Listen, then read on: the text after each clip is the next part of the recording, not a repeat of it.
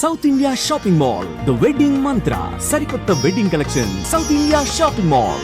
అఖండ cinema తర్వాత మళ్ళీ అఖండ 2వా లేకపోతే అఖండ 3వా లేకపోతే అఖండని మించింది వస్తుందా ఇలాంటి అంచనాల్లో ఆల్మోస్ట్ బాలయ్య గారి అభిమానులే కాదు మొత్తం సినీ అభిమానులందరూ కూడా ఆ అంచనాల్లో ఉన్నారండి. అసలు బాలయ్య బాబుతో ఒక్కడితోనే చెయ్యాలి బోయపాటి అనే బాగా కరడు కట్టిన తీవ్రవాదులు కూడా ఉన్నారు అభిమానుల్లో. వాళ్ళకి మీ సమాధానం ఏంటి? నెక్స్ట్ పిక్చర్ ఎప్పుడు ఏంటి సార్? కన్ఫామ్ బాలయ్య గారితో అఖండ 2 అనేది ఉందండి. ఏ అభిమానైనా నేను వారిని బాగా ఒక 3 సక్సెస్ మేము హ్యాట్రిక్ కొట్టాం కాబట్టి అలా చేయాలనే కోరుకుంటారు.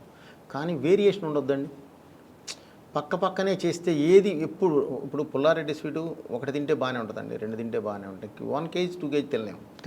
సో అందుకని వెంటనే అయితే నీకు అది అయిపోతుంది. ఒక చిన్న టైం తీసుకొని మనం చేస్తే గ్యారంటీ దానికి దీనికి ఉన్న గ్యాప్లో ఆయన 1-2 చేసి ఉంటారు, నేను 1-2 చేసి ఉంటాను బయట.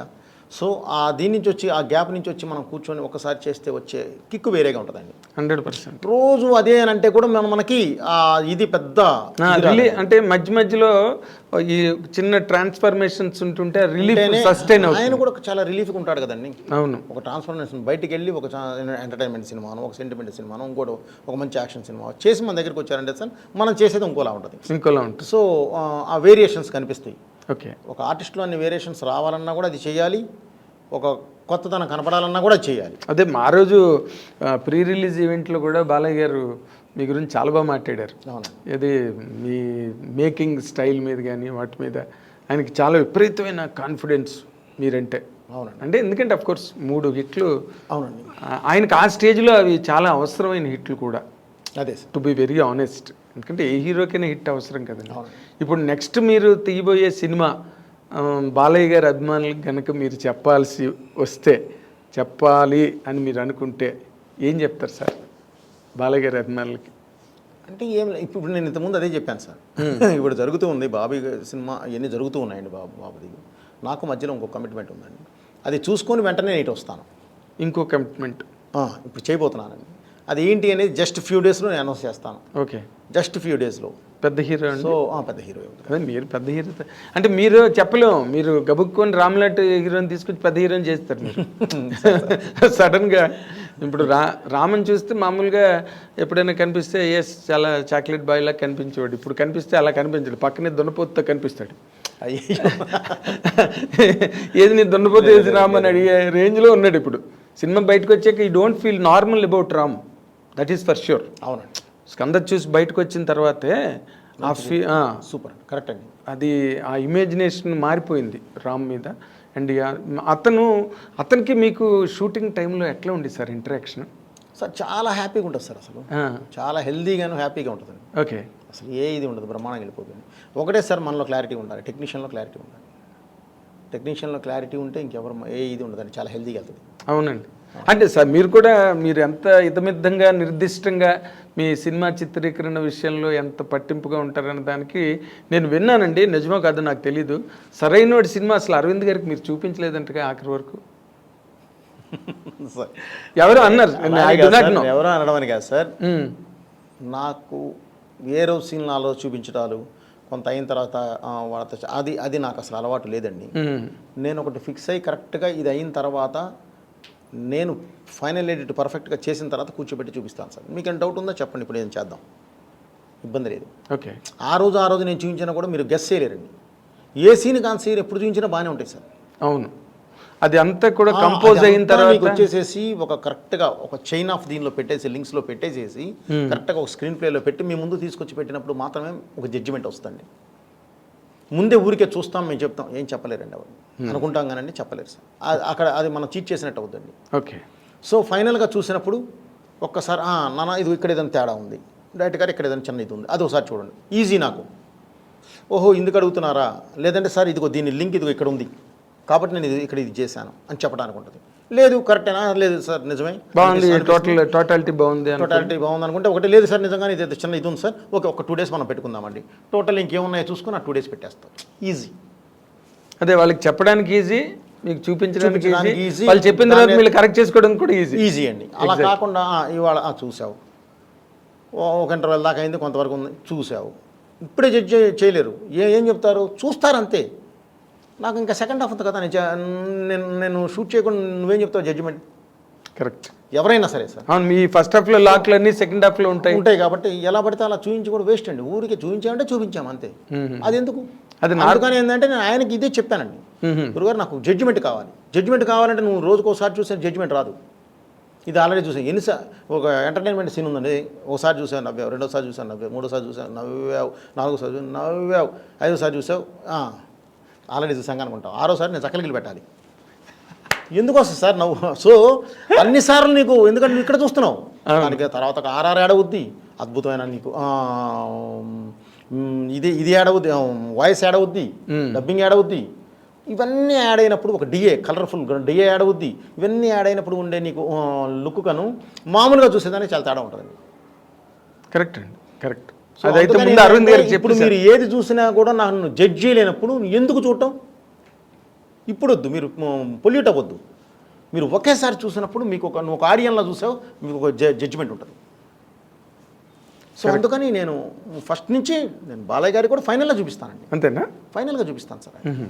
బేసిక్గా ఆయనకి నాకున్న బాండింగ్ వేరండి. ఆయన అసలు కథ కూడా అడగడు, వద్దు భయపడగారు, మీరున్నారు చూసుకుంటారు నాకెందుకు అంటాడు ఆయన. ఓకే. సో ఆయనకి నాకున్న నమ్మకం అండి, మా మధ్యలో ఉన్న బాండింగ్ అది. ఓకే. సో ఇంకా ఎక్కువ రెస్పాన్సిబిలిటీ కదా, నువ్వేం చెప్పొద్దు నాకు, నువ్వే అది నిజంగానే బరువు కోసం అనండి ఆయన. నాకెందుకు భయపడుతున్నాడు కదా అని ఆయనకు ఒక ఉంటుంది, నమ్మకం. ఆ నమ్మకాన్ని నేను నిలబెట్టుకుంటూ వచ్చాను కాబట్టి ఆయన ఇంకా బాగా నమ్ముతాడు. ఇప్పుడు మీరు మామూలు రెగ్యులర్ క్యారెక్టరైజేషన్ అయితే ఒక పద్ధతి అండి, అఖండలో ఈ క్యారెక్టర్ ముందు బాలయ్య బాబు గారికి చెప్పారా? అఘోరా క్యారెక్టర్. ఓకే. చెప్పిన తర్వాత షూట్కి వెళ్ళారా? 1 minute సార్ ఆయన వినింది. బాబు ఇప్పటివరకు మనం 2 ఇలా చేసాము, సోషల్ ఫార్మాట్ చేసాము, ఇప్పుడు సోషల్ ఫార్మాట్ 2.5 hours కష్టమైపోతుంది, మరి ఏం చేద్దామండి. నేను ఇలా అఘోరా క్యారెక్టర్ అనుకుంటున్నాను. అఘోరా అంటే విభూతి పూసుకొని హెయిర్ పెంచి వచ్చి ఇదా అన్నాడు. అవును బాబు, కాకపోతే బాలయ్య బోయపట్టాలి ఉంటారు కదా బాబు. కుట్టారుగా, బాలయ్య బోయపట్టి అలా ఉంటారు కదా. నిజమేనండి, మీ ఇష్టం, ఎప్పుడు గెటప్ చెక్క ఎప్పుడు వెళ్ళిపోతాం, ఇంతే జరిగింది. ఓ అంతేనండి, చాలా సింపుల్, చాలా సింపుల్. ఆ క్యారెక్టర్ ఎలా జర్నీ చేస్తాను, ఎందుకు నువ్వు చూసుకుంటావు కదా అన్నాడు ఆయన. ఓకే, అంతే, చూసుకోండి, తర్వాత మనం గెటప్ అంతప్పుడు కావాలంటే అప్పుడు ఏదైనా ఊరికే నేను ఎలా వెళ్ళాలి చెప్పండి నాకు చాలు అంటే అది నమ్మకం అండి, షీర్ ఫెయిత్ మీ మీద ఉన్న నమ్మకం అండి. అంతే, ఆ నమ్మకం ఉన్నప్పుడు మనం చాలా బాగా ఇంకెక్కువ వేసుకుంటాం అండి మా భుజాన. అది ఒక రకంగా హెవీ వెయిటేనండి. ఇప్పుడు కథ విని బాగోలేదు, ఇది మార్చండి, ఇలా మార్చండి అంటే అప్పుడు సమానమైన నిష్పత్తి ఉంటుంది రెస్పాన్సిబిలిటీ. ఇప్పుడు అంతా మీదే, మంచి అయినా చెడు అయినా.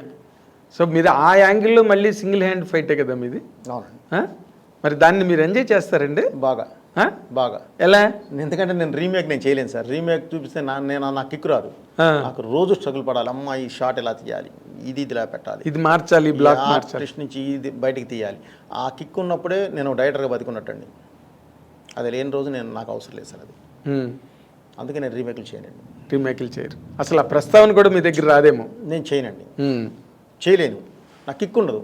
అది నేను చూస్ చేసేదేం సార్. మరే కరెక్ట్, నేను అది పెద్ద ఇబ్బంది పడతాను. నేను రీమేక్లు మధ్య బాగా డిసప్పాయింట్ కూడా ఎప్పుడు రీమేక్ ఈజ్ రిస్క్ అలా అని కాదు సార్. నేను వాళ్ళతో చెప్పట్లేదు, నేను ఎవరితో సినిమాలే కూడా నేను రీమేక్లకి వెళ్ళాను సార్. ఎందుకంటే ఆల్రెడీ చూసిన సినిమా సార్ అది. నేను సో కొత్త పాయింట్ ఆఫ్ వ్యూ ఏదైనా ఉంటే నేను చేస్తాను ఆ రీమేక్లో కూడా. కొత్త పాయింట్ ఆఫ్ వ్యూ దానికి ఇప్పుడు నేను చేసిన దానిలోనే నాకు భద్ర ఉంది, సెకండ్ వెర్షన్ ఉంది, నాకు నేను చేయగలను. ఓకే, భద్రకి సెకండ్ వెర్షన్ ఉంది, కానీ సెంట్రల్ పాయింట్ అదే ఉంటుంది. ఆ సెంట్రల్ పాయింట్ మార్చాలి, మారిస్తే వచ్చేస్తుంది మొత్తం కొత్త కథ వస్తుంది. ఓకే, సింహ కూడా అలాగే ఉంది, తులసికి లేదని సింహాకు ఉంది అలాగే. ఇదే ఉంటుంది, సెకండ్ వెర్షన్ ఉంటుంది. సెకండ్ అంటే అదర్ వెర్షన్, ఇంకో రకంగా కూడా తీయచ్చు సినిమా. ఓకే, అదర్ వెర్షన్ అలా ఇంకేదైనా నేను వెళ్ళినప్పుడు చేయగలను. కాదు సార్, దాన్ని ఎవరు డిసైడ్ చేస్తారు? మీకు మీరే డిసైడ్ చేసుకుంటారు కదా 2 వెర్షన్స్ ఉన్నప్పుడు. అంతే కదా సార్. అమ్మ మీరు మామూలు కారండి కాదు సార్, ఎందుకంటే అది మా ధర్మం సార్. అది ధర్మం ఏంటంటే సార్, ధర్మం ఏంటి తేడా వచ్చిందంటే గొప్ప పగిలిపోతుంది. ఇప్పుడు ధర్మం ఓకే, మీ బాధ్యత, మీ ఉద్యోగ ధర్మం, లేకపోతే మీ బాధ్యతలో ఉండే ధర్మం అది. బట్ ఏదైనా ఒక బ్రిటిష్ వాళ్ళు ఎక్కువగా కౌన్సిలింగ్ని నమ్మేవారంట.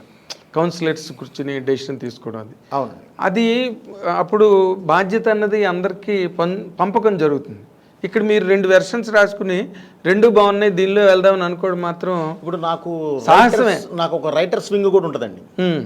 వాళ్ళతో కూడా కూర్చుంటాను సార్. ఓకే. కూర్చొని వాళ్ళ అభిప్రాయాలు కూడా మొత్తం వింటామండి. వాళ్ళతో పాటు కూర్చొని వాళ్ళ అభిప్రాయాలతో పాటు మొత్తం అంతా కూడా అభిప్రాయం తీసుకున్న తర్వాతే ఫైనల్ జడ్జికి నేను వెళ్తానండి. Okay, then you will arrive at final decision. Yes sir.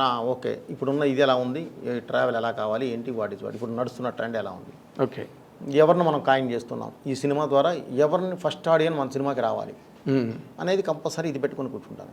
Okay. తర్వాత నాకు అంటే మీరు ముత్యాల సుబ్బయ్య గారి దగ్గర అసిస్టెంట్గా ఉన్న రోజుల నుంచి మీరు నాకు తెలుసు ఇన్ జనరల్గా. సుబ్బయ్య గారు అన్నీ కూడా మమతల కోవిల, మమతానురాగాలు, ప్రేమ, బంధం ఇలాంటి సినిమాలు సుబ్బయ్య గారు అన్నీ దాదాపుగా.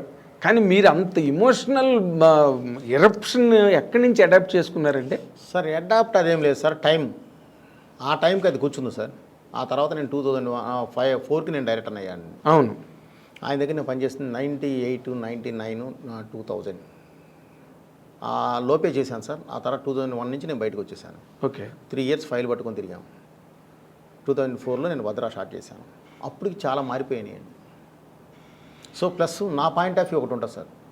నేను అప్పటి వరకు ఉన్న రవితేజ గారు ఒకలా ఉన్నారు. ఓకే, నేను ఇతనితో చేస్తే ఏం చేయాలి, బాలయ్యతో చేస్తే ఏం చేయాలి, చిరంజీవి గారితో చేస్తే ఏం చేయాలి, ఎవరైతే ఉన్నారో వీళ్ళతో చేస్తే ఏం చేయాలి అనేది నాకు ఒక ఇది ఉంటుందండి. సో ఆ కాలమాన ప్రకారం మారిన దీని ప్రకారం మార్పుల ప్రకారం అది చేంజ్ చేసుకుంటూ వచ్చామండి, దానికి తగ్గట్టు మారుతూ వచ్చాం. ఓకే. ఆయన హ్యాంగ్ ఓవర్ ఏమీ లేదు మీ మీద. అది 3 ఏళ్ళు మీరు పనిచేసినా మీదంతా వేరే స్కూలు, అది ఎవరి స్కూలు కాదు. అది రాఘవేంద్ర గారి సినిమాలాగా ఉండదు, కోడి రామకృష్ణ గారి సినిమాలాగా ఉండదు. అసలు మీది బోయపాటి సీన్ సినిమా సెపరేట్. ఇది మనం చేసామండి 100%. ఆ హెవీనెస్, ఆ ఎలివేషన్స్ అంటే ఆడియన్కి you will show a different world అండి. కొత్త ప్రపంచంలోకి వెళ్ళి వస్తాడు ఒకసారి ఆడియన్స్. అది సరైనోళ్ళని నేను ఫీల్ అయ్యాను. నేను మీకు సినిమా చూడగానే కూడా మీకు ఫోన్ చేసి చెప్పాను సరైనోడు. అప్పటి నుంచి నాకు ఐ ఫాలో యువర్ ఫిల్మ్స్. ఎందుకంటే వేరేగా ఉంటాయి, వేరే ధోరణి సినిమాలు అవన్నీ కూడా. ఇప్పుడు మీరు నార్మల్గా ఒక రవితేజ, ఒక రామ్ చరణ్ గారు, ఒక అల్లు అర్జును, బాలయ్య బాబు, ఇప్పుడు రాము, ఇదే వెళ్తున్నారు. చిరంజీవి గారితో సినిమా చేసే సిచ్యువేషన్ ఎప్పుడు మీకు రాలేదండి? వస్తుందండి, కథ ఉండాలి సార్. కథ గతంలో కూడా ఎప్పుడు? గతంలో కుదరలేదండి, రాలేదు. ఇప్పుడు వచ్చిందంటే కూడా నేను కథ మీద కూర్చోవాలి సార్. ఎందుకంటే ఆఫ్టర్ అఖండ అన్నీ మారిపోయినాయండి. పెర్మిటేషన్. ఎందుకంటే ఆ సెక్టర్ హీరో బాలయ్య గారు కానీ, చిరంజీవి గారు, వెంకటేష్, నాగార్జున, ఇదంటే అదొక సెక్టర్ అండి. దానిలో చేసేటప్పుడు మెయిన్ పారామీటర్ ఏది చూస్తారా అంటే అఖండ చూస్తారు. ఇప్పుడు అఖండ లాగా నేను ఏదైనా కొత్తది ఎత్తుకొని చేయాలి చిరంజీవి గారి మీద. సో ఇప్పుడు ఏదైనా వస్తే దాని గురించి కూర్చోవాలే తప్ప ఇప్పుడు మన దగ్గర లేదండి కథ లేదు. అలా లేదు ఇప్పుడు. అదే మళ్ళీ చిరంజీవి గారితో చేసే ప్రపోజల్ ఏదైనా వస్తే అప్పుడు మీరు మళ్ళీ కొత్తగా ఆలోచించాలండి. అప్పుడు దాని మీద పెన్ను పుస్తకాలు పట్టు కూర్చుంటారు. వచ్చినా కూడా ముందే ఆలోచించుకోవాలండి, వచ్చిన తర్వాత అనేది కాదు. అదే ఒక కథ రాసి పెట్టుకుంటే ఎక్కడికి పోదండి. రాయలేదా మీరు? అలా కాదండి, ఇప్పుడు అఖండ తర్వాత వేరే విధంగా వెళ్ళాలండి. అఖండాకి ముందు ఉన్నాయండి చిరంజీవి గారి కథలు ఉన్నాయి, కానీ అఖండ తర్వాత పూర్తిగా మారిపోయిందండి. ఒక క్యారెక్టరైజేషన్, ఒక ఇది కానీ తీసుకొచ్చే విధానం కానీ మొత్తం అంతా వేరేగా వెళ్ళిపోయింది. సో ఇప్పుడు అంతది కావాలి, అతనితో చేయాలంటే, చిరంజీవి గారితో చేయాలంటే అంత కథ కావాలి. ఓకే. అంటే అది వేరే వేరియేషన్లో ఉండాలి, ఉంటేనే కరెక్ట్గా కూర్చుంటుంది. వేరే డైమెన్షన్ ఉండాలి. లేదంటే ఎలా పడతా అంటే దాంతో పోలిక వస్తుంది. సో అందుకని తొందరపడకూడదు. ఓకే. ఓకే. తర్వాత ఈ సినిమాలో హీరో నేను సీఎం అవుతానా అంటుంటాడు కదా, ఆ డైలాగులన్నీ ఏంటి? దాని తాలూకు ఆ సిరీస్ ఆఫ్ డైలాగ్స్ అన్నీ చిన్న, అంటే మనం పట్టుకోలేము, పట్టుకుంటే దానిలో చిన్న పొలిటికల్ టచ్ ఉంది.